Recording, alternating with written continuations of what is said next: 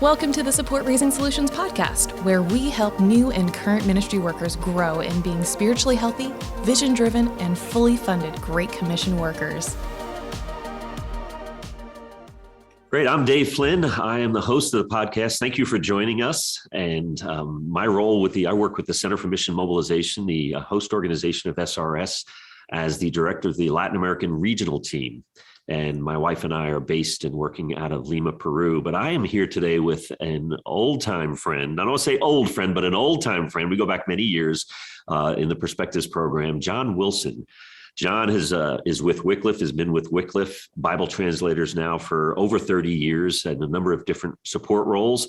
The last 8 in particular in partnership development as a coach. And John's going to unpack that a little bit. Really partnership development and support raising. He has also served 8 years in the Philippines, which were wonderful years for him and his lovely wife, Jody. So John, thank you. Thank you so much for taking the time and joining us today. Well, thank you, longtime friend Dave Flynn, and old does qualify slightly. I'm aging gracefully. It's a gloriously bright and beautiful day out here at Camp Wilson on this, thank God it's Friday. And I am hugely honored to be able to join you on this very meaningful missionary fundraising topic. Great. Well, thank you, John. And what we're going to be talking about today is there's lots of aspects of fundraising. What we're going to talk about mainly is fundraising during furlough. Now, what I wanted to do, John, is just get your thoughts on that term furlough, because it might mean different things to different people today. I know decades ago, the way mission structures were set up in agencies was that missionaries would be on the field for 4 years with little communication to their supporters, and then they would take a year of furlough where they would come back home, visit supporters. It wasn't rest really in any sense, or in a very minimal sense. They would be visiting their churches, supporters, and whatnot for the whole year. Today, it might be called home assignment. Just talk a little bit about that. What does that look like today, furlough? Great opening question, Dave. And in my 30 years, as you've succinctly summarized, the nature of furlough has surely changed. The original traditional pack your belongings perhaps in a casket and head overseas for even a longer season than 4 years, returning home after 4, 5, 6 years for a year was what would be called the traditional model. Today, furloughs tend to be shorter, and they happen with mission agency approval much more quickly in kind of a member care context. So the more typical current furlough might happen after a year overseas, coming back for a month or 2. The issue is of staying connected with family, staying connected with home churches and partners, sending agencies, and all of that allow for shorter furloughs that happen more quickly. I would say, especially in the context of families, for individuals who go out, they can tend to stay longer to immerse in culture and get adapted to the work, and right. And they may not need or benefit from short furloughs as much as families would.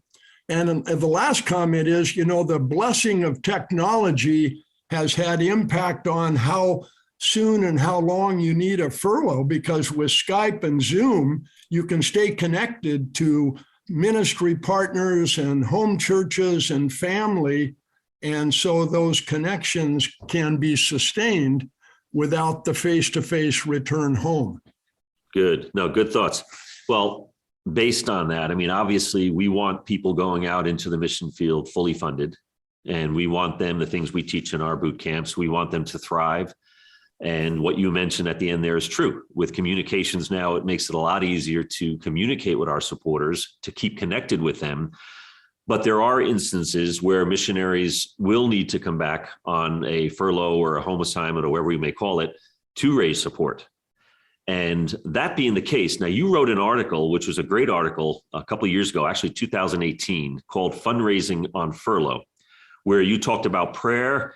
You had 7 points that you brought out. You talked about prayer, you talked about passion, you talked about the biblical basis, which we all need to be convinced about that, the benefit of one-on-one invitations as compared to maybe mass invitations by email or letters or whatever that may be, prioritizing.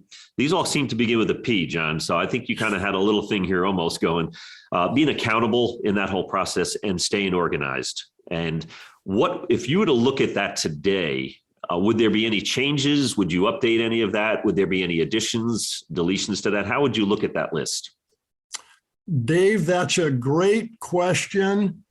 And in preparing for this session that has been such an honor and blessing to me, I did add one category that I didn't have as a criteria 3 years ago, and it was having a strong home church that embraces your ministry is an additional key to success.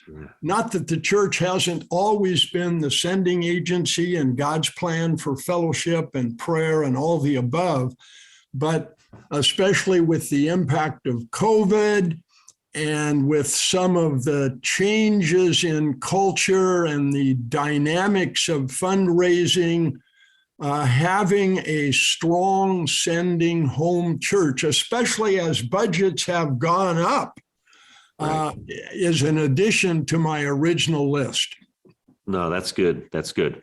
Now, one thing you mentioned, the word that you use, the phrase that you use for support raising is partnership development. Unpack that a little bit, John. Why does Wycliffe use that term, partnership development, as compared to fundraising or support raising? Great question, Dave, and thank you. Really, the way I answer that is to say that support raising, even fundraising, would be considered the traditional term for building your financial and prayer team in a faith mission context, like Wycliffe, CMM, SRS. Wycliffe has chosen very proactively to call the equivalent to support raising partnership development, because it really implies a symbiotic team sharing, giving and prayer relationship between the missionary and the ministry partner that God prompts.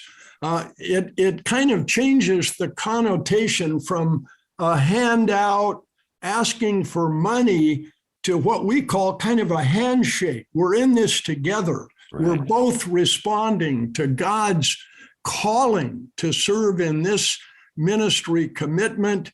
And it's all about relationship. I want to quickly say that support raising can include the same connotation, but we use the terminology partnership development just to stress this is all about intimate, deep relationship with ministry partners who share your vision, your calling, the commitment to pray, and of course, responding to give financially is the ultimate gift. And so we call it partnership development. Okay, no, that's great. And it's a wonderful analogy, basically, to even consider, in the secular, if we say secular field, that people invest, but they also want to know what's going on. And so in the context of furlough, okay, people are coming back for a furlough or a home assignment. You've outlined a number of different things in your article from 2018. You added a wonderful thing about, addition to that, about really having a strong home church, which I think is important. If your home church is not behind you, it could be questionable. Why is your home church not behind you? So thanks for adding that. That is a great thing. Are there any other dynamics that you see are different raising support on furlough, coming back from the field, perhaps, than would be for those missionaries that are just going out into the field? Well, that's a great question, Dave. And I will quickly say I coach both brand new Wycliffe members who come into the whole calling, including fundraising, partnership development, with a measure of fear and trepidation, not knowing about the impact of the overseas assignment and will I survive, etc. And so the principles that I wrote in the article really apply to both new members, first time responding to God, and established members who are coming back on furlough. So the basic keys or criteria are very similar.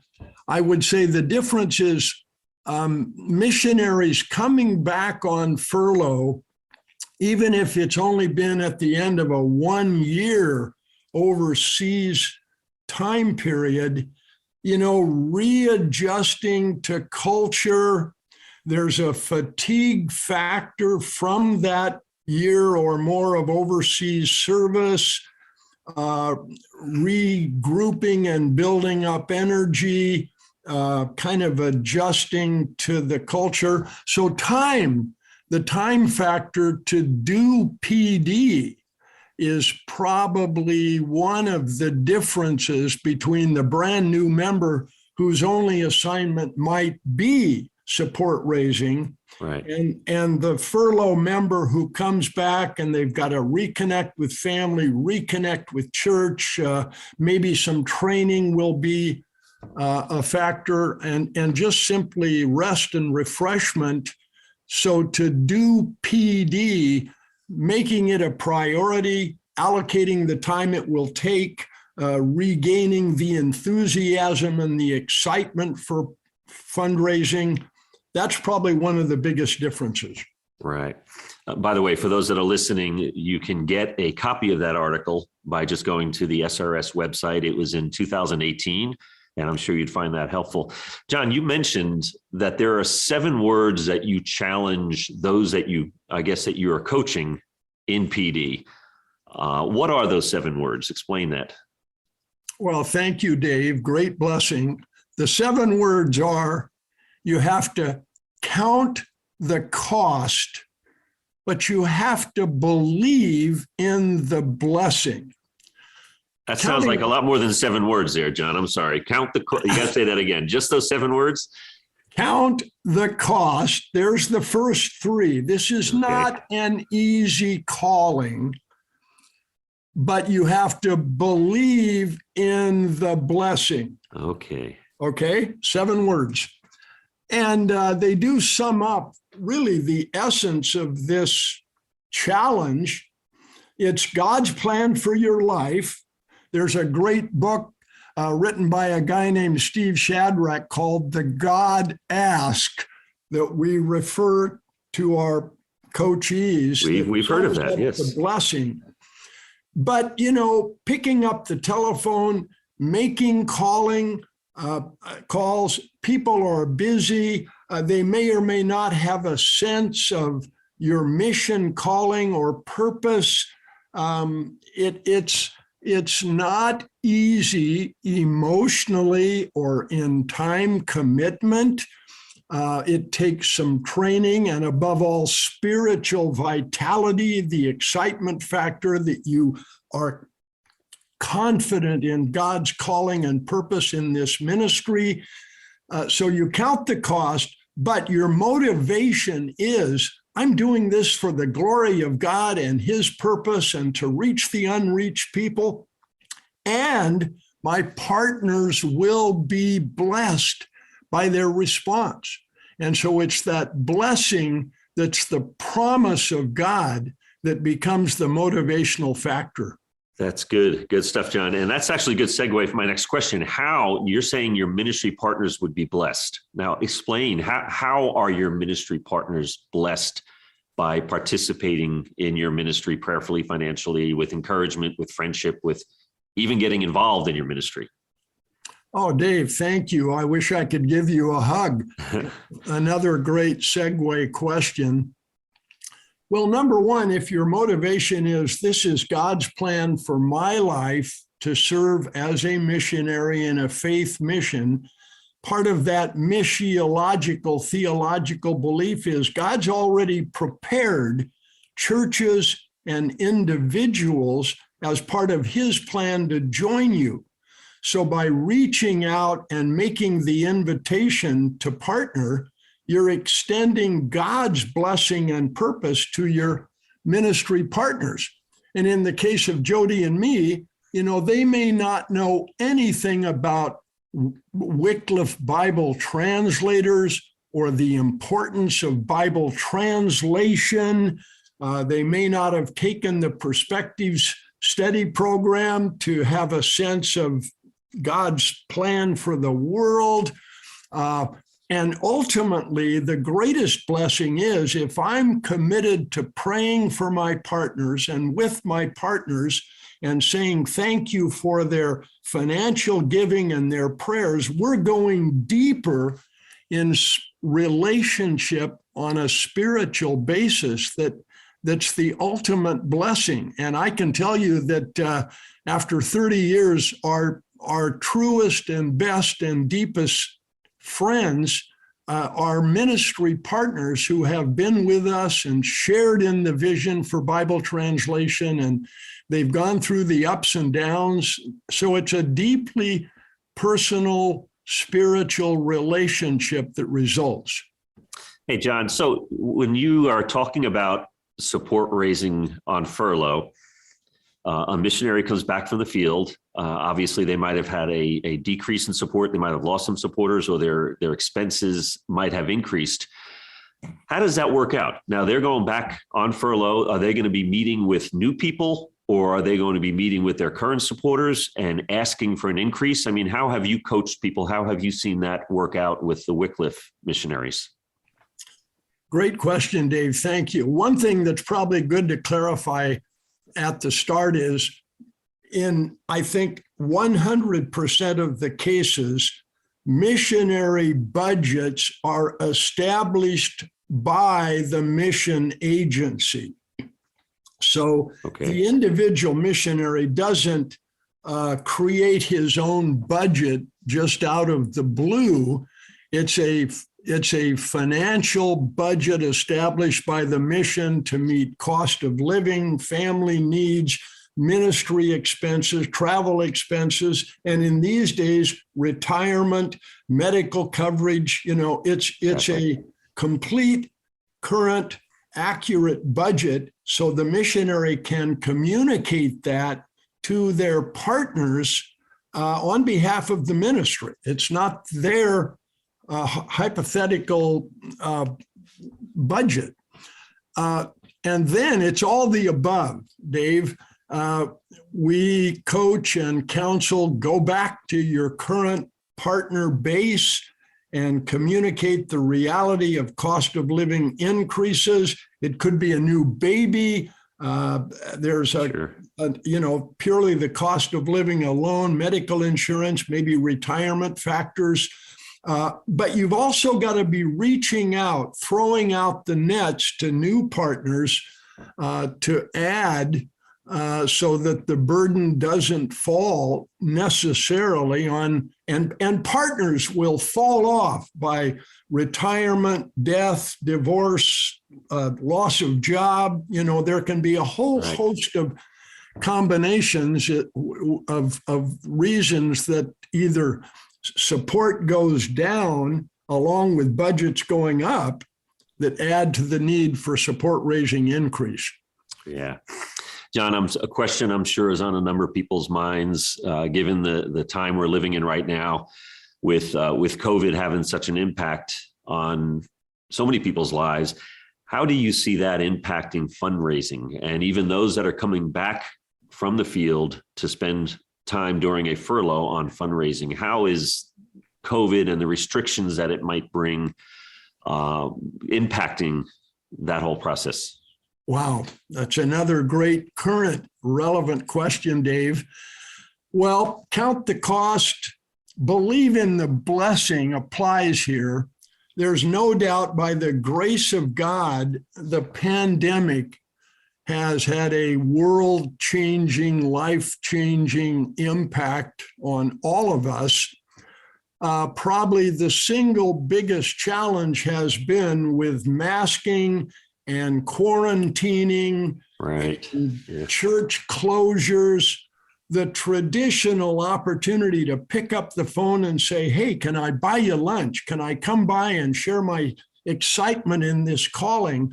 The limitations in face-to-face meetings have been real and impacting, with the limitations in church gatherings, group presentations to Bible studies and community groups have been limited.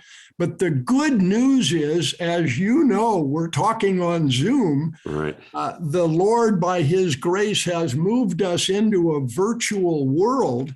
So opportunities to meet by Zooming or Skyping have just exploded, and they're almost as good as eyeball to eyeball contact over a cup of coffee. And the amazing second part of the answer is the giving in the body of Christ has continued. The essence of God's purpose in providing fundraising for missionaries has not diminished. And in fact, giving in Wycliffe over the past 2 years has actually increased. Wow. Despite COVID. So the short answer is the individual opportunities to meet have changed and been limited, but the grace of God in the overall fundraising process has not been diminished. You just have to be creative. Right. Well, this is great. This is wonderful, wonderful information. John, just to summarize, how have you and Jody been blessed living on support? We say faith support, faith pledge, however we want to label it, over the last 30 plus years with Wycliffe. Wow. Thank you, Dave. Well, it's all about absolute dependence on Almighty God for every breath and every moment, and certainly every dollar of support that the Lord provides. Prayer, I am a far better prayer warrior today because of the essence and need for prayer. I mentioned spiritual vitality is a key. I mean, I've got to believe in God's promises. And the final answer, our relationship with our ministry partners is simply a profound gift from God. And, that's the ultimate blessing, going deep in relationship with churches and individuals that God has planned and intended to support your ministry. It's as good as it gets. Well, John, this is great. And your passion is always contagious when you share. I've enjoyed this over the years as well. I wish I can hug you right now, but we'll settle for a virtual hug. But John, thank you so much for taking time out to share with us, to share your experience, your passion. And again, for those listening, they can go to the SRS website, download that article from 2018 and be blessed by it. But thank you, John. Blessings to you and Jody on your continued work, and look forward to seeing you again soon. Well, Dave, thank you. Blessings to you and Liz. And you know how much I love and appreciate the Support Raising Solutions ministry. Thanks for joining us today, and please be sure to subscribe so you don't miss an episode as we work to give more insight into building and maintaining your ministry partnership team.